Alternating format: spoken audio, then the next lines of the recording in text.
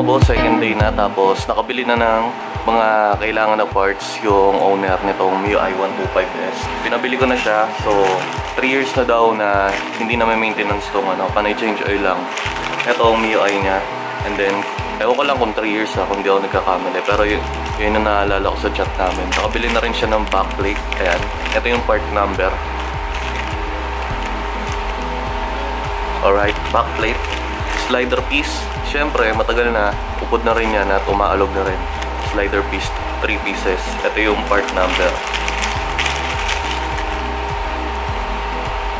Tapos mga bossing fly ball, stock grams o stock weight.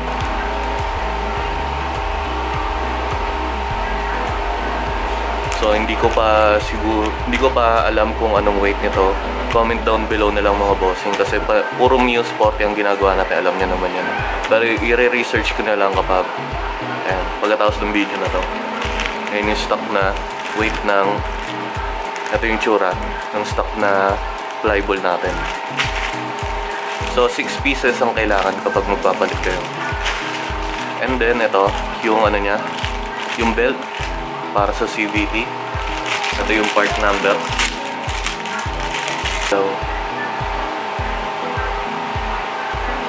So yun mga bossing, install na natin tong mga binili niya. Sa naman, sa side naman ng torque drive tsaka bell, wala naman ako nakikitang problema. Okay pa naman. Doon lang talaga sa may pulley side yung maraming damage parts. Tapos yung pulley okay pa naman. Alright.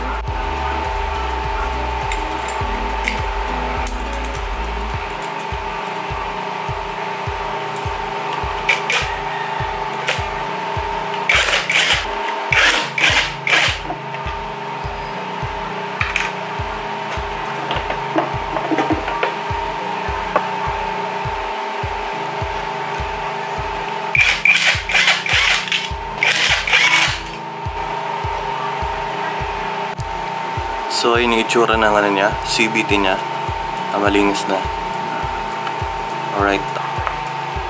So yun mga bossing, ito yung luma na na backplate niya, yung may damage. Ayan ito, yung may uka na. May hukay na pala. Ayan, 2 piraso yan. Tapos set aside na natin to. So ito yung luma, tapos yung bago. Ayusin lang natin para makita nyo. Mga lumang fly ball na durog-durog na. Makita nyo naman check natin yung pulley.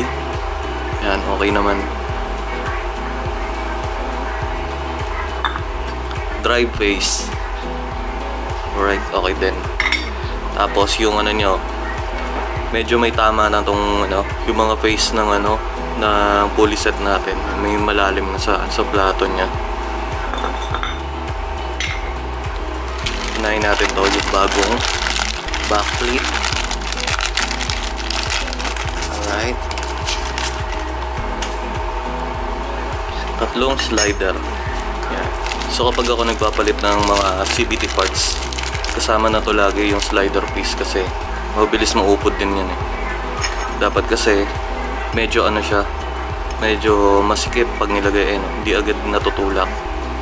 Yan.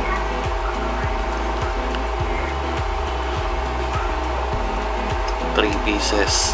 Okay na. Tapos yung fly ball natin na tatlong piraso to. 6. Dami. Teka lang. So eto na mga bossing, yan, bago yan. Putik. So ito, bago rin to mga bossing. So suggest ko sa owner nito na liyahin tong edge na to, kasi pag dumudulo na yung fly ball natin, yan yung kukos ng sobrang upod.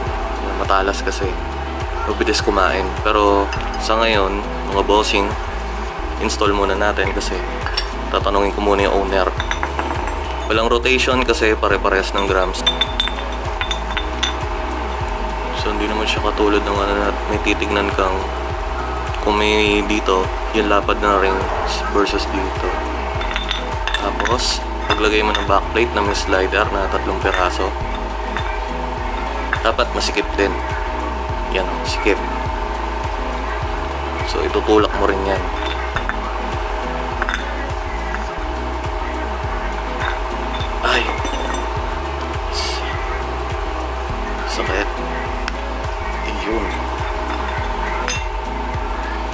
Tapos check mo. Yan, dapat walang alog na malaking clearance. Okay lang yung onte, pero yung malaking clearance, hindi normal yun. And then yung ano niya, yung bushing. Ayan. So walang grasa to mga bossing. Hindi nilalagyan ng grasa.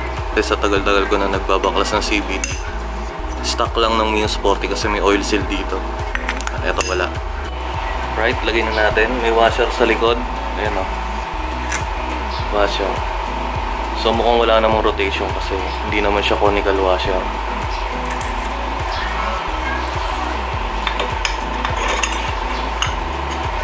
Tapos washer ulit. Ayan, manipis. Ito, manipis. Lagyan natin yung belt. So sa Yamaha brands may rotation ang belt natin. Papunta lagi ng pag ganon. Pa-forward lagi.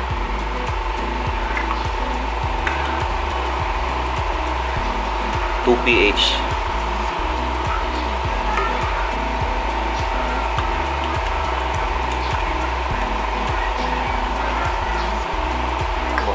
Huwag natin dito sa paglalagay ng drive base mga bossing.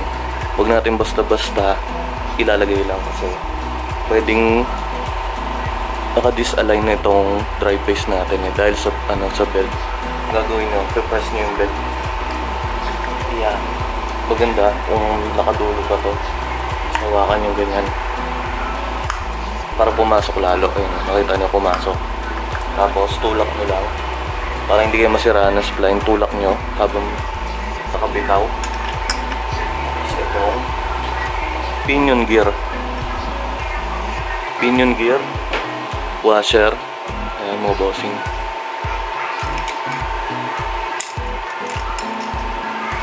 Tapos yung lock nut.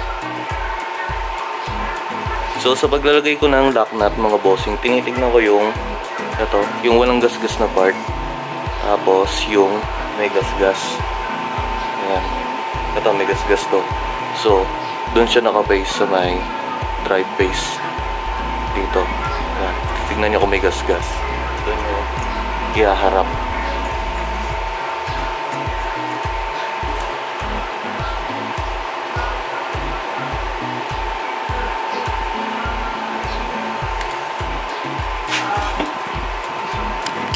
$17mm para sa lock nut natin sa pulley side.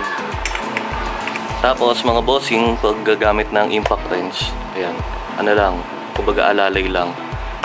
Mas maganda kung gagamit kayo ng torque wrench para malaman nyo yung pinakatamang torque ng higpit nya. Alright, so ako alalay lang.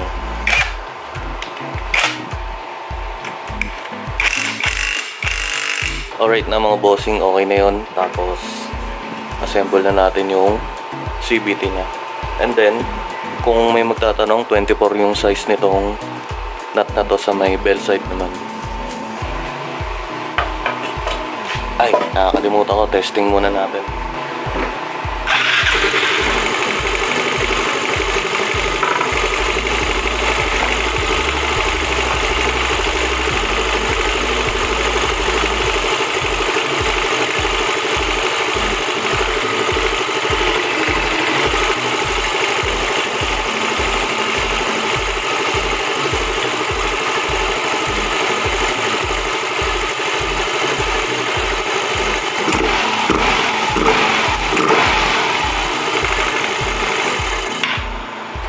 Assemble na tayo mga bossing. Again, double check mga boss kapag yan nag-assemble na kayo kasi baka may balikan pa kayo. Sayang oras niya kapag nagkalas ulit kayo.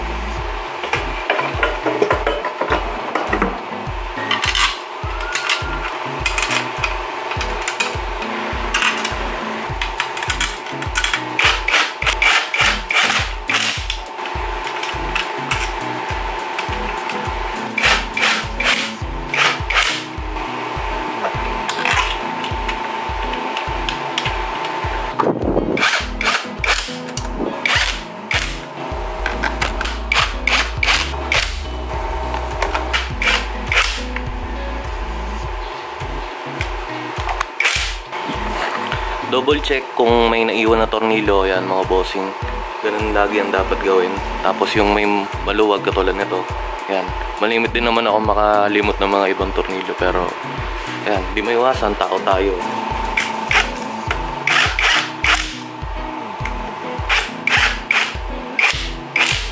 So itong motor na to mga bossing, may kulang na tornilyo to. Yan. Dito yung wala. Pero yung originally nung kinalas ko, itong dalawa wala. Babalik ko sa dati.